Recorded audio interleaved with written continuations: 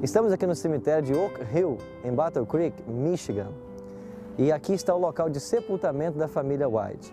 Aqui nós temos o pai e a mãe do pastor Tiago White. Temos também John White, o bebê do casal White que faleceu aos 3 meses de idade. Também temos o filho Henry White, que faleceu aos 16 anos de idade. E do outro lado estão sepultados os filhos William e Edson White. E aqui estão as sepulturas de Ellen G. White ao lado de seu esposo, pastor Tiago White. A Igreja Adventista do Sétimo Dia acredita que Ellen G. White foi uma mulher usada por Deus como profetisa. Os seus escritos foram publicados e espalhados por todo o mundo. Apenas o livro Caminho para Cristo foi traduzido para mais de 150 línguas.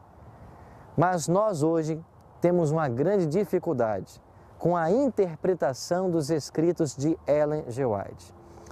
Pastor Tim, quais seriam algumas regras básicas para uma correta interpretação dos escritos de Ellen G. White? Eu creio que nós devemos levar em consideração pelo menos 3 níveis básicos de interpretação. O primeiro deles seria o nível gramatical. Eu acho que nós temos que dar uma olhadinha precisamente o que o texto está dizendo e o que ele não está dizendo. Pode haver algum problema de tradução para o português, mas esses casos são hoje bem raros. Mas nós temos que ter uma ideia precisa do significado das palavras também, porque não podemos nos esquecer que Ellen White escreveu os seus livros, em sua maioria ainda no século XIX, e os termos podem sofrer transformações semânticas, ou seja, mudanças de significado. Então temos que ter certeza de que o texto está dizendo é o que nós estamos entendendo que ele está dizendo. Uma outra coisa também muito importante é levar em consideração que uma mesma palavra pode ter um significado num lugar e a mesma palavra pode ter um significado diferente no outro. Por exemplo, na Bíblia, o que significaria leão? Nós temos o significado do leão como representando o próprio animal, o Império Babilônico, representando a Cristo e a Satanás. Então, se nós não tivermos essa sensibilidade, podemos ter dificuldades. O segundo nível de interpretação que eu creio que é muito importante é o nível histórico. Ter certeza do contexto em que Ellen White falou alguma coisa. Por exemplo, sobre a questão da reforma de saúde. Em um lugar dos seus escritos, ela diz que não se deveria comer ovos. E no outro lugar, ela diz que deveria comer ovos e, de preferência, ainda a cruz. Com qual das declarações nós ficamos?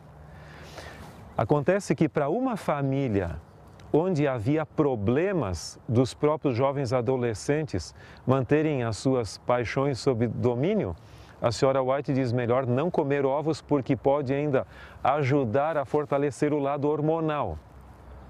Na outra que tinha problemas de anemia, foi dito coma ovos crus misturados com suco de uva, isso pode beneficiar a saúde.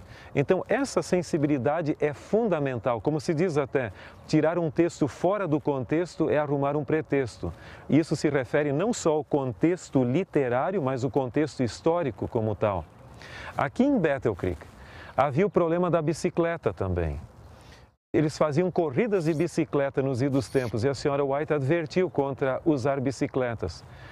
Se nós tomarmos o texto isoladamente, sem levar em consideração essa corrida toda, nós podíamos dizer ninguém deve andar de bicicleta.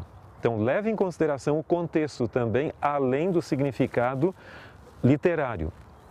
E um terceiro e último ponto seria o nível teológico. Em tudo isso é importante levar em consideração o todo. Qual é o ensinamento básico fundamental? Nós não podemos permitir que uma declaração aqui isoladamente contradiga o ensinamento geral dos ensinos dela. Isso é muito fundamental. E temos que identificar com precisão os grandes temas que ela aborda. Por exemplo, o grande conflito, o amor de Deus. Essas são regras básicas, fundamentais, mas elas podem nos ajudar a minimizar a margem de erro interpretativa ao lermos os escritos da Sra. White.